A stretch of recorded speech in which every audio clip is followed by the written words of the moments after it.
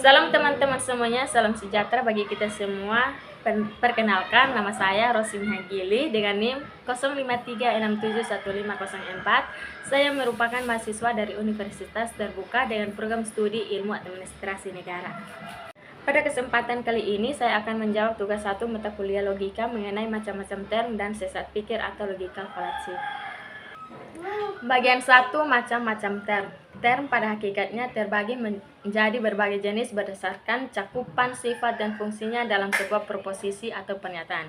Berikut adalah 3 macam term beserta penjelasan dan contohnya. Yang pertama, term universal. Term universal adalah term yang merujuk pada seluruh anggota suatu kelas atau kategori tanpa terkecuali. Penjelasannya, term ini memiliki cakupan yang sangat luas dan mencakup setiap individu atau entitas yang termasuk dalam kelompok yang didefinisikannya. Contoh, semua manusia adalah makhluk hidup. Term manusia mencakup seluruh individu yang termasuk dalam kategori manusia. Yang kedua, term partikular. Term partikular adalah term yang merujuk pada sebagian anggota suatu kelas atau kategori. Penjelasan, term ini memiliki cakupan yang terbatas dan hanya mengacu pada beberapa individu atau entitas dalam kelompok yang didefinisikannya. Biasanya ditandai dengan kata-kata seperti beberapa, sebagian, tidak semua, atau angka tertentu. Contoh, beberapa mahasiswa rajin belajar. Term mahasiswa hanya merujuk pada sebagian dari keseluruhan mahasiswa. 3. Term kolektif. Term kolektif adalah term yang merujuk pada sekelompok individu atau entitas yang dianggap sebagai satu kesatuan, di mana predikat yang dikenakan pada kelompok tersebut tidak berlaku untuk setiap anggota kelompok secara individual.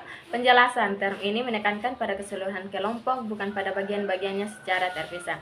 Contoh, tim sepak bola itu berhasil meraih juara.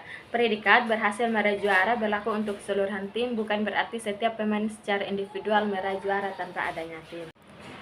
Bagian kedua, sesat pikir atau logikal fallacy dan cara menghindarinya. Sesat pikir atau logikal fallacy adalah kesalahan dalam penalaran yang membuat suatu argumen menjadi tidak valid atau lemah. Kesalahan ini seringkali tanpa meyakinkan namun mengandung cacat logika. Salah satu contoh bentuk sesat pikir adalah argumentum ad hominem.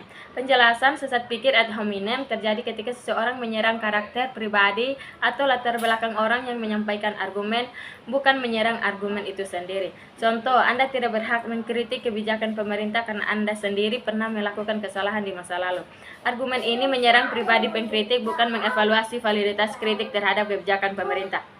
Untuk menghindari kesalahan logika atau sesat pikir, ada beberapa hal yang dapat dilakukan. Pertama, berpikir kritis, selalu evaluasi setiap argumen secara cermat. Tanyakan pada diri sendiri, apakah premis-premis yang diajukan mendukung kesimpulan secara logis. Yang kedua, fokus pada argumen. Ketika berdiskusi atau menyampaikan pendapat, fokuslah pada substansi argumen, bukan pada karakteristik pribadi orang yang menyampaikan argumen tersebut. 3. Mengenali pola sesat pikir. Pelajari berbagai jenis sesat pikir yang umum terjadi dengan mengenali pola-pola ini, jika akan lebih mudah mengidentifikasi dan menghindari penggunaannya dalam argumen kita sendiri maupun orang lain. Keempat, verifikasi fakta. Pastikan informasi yang digunakan sebagai dasar argumen adalah akurat dan dapat bertanggungjawabkan. Hindari menggunakan informasi yang tidak jelas sumbernya atau bersifat spekulatif. Nah teman-teman, ini adalah penjelasan saya dari pertanyaan yang sudah diberikan. Semoga penjelasan saya dapat bermanfaat dan memberikan pemahaman yang lebih baik tentang materi yang telah dibahas. Semoga kita bisa belajar dan berkembang bersama. Jangan ragu berbagi pendapat dan pertanyaan di kolom komentar. Terima kasih, sehat selalu dan Yesus memberkati kita semua.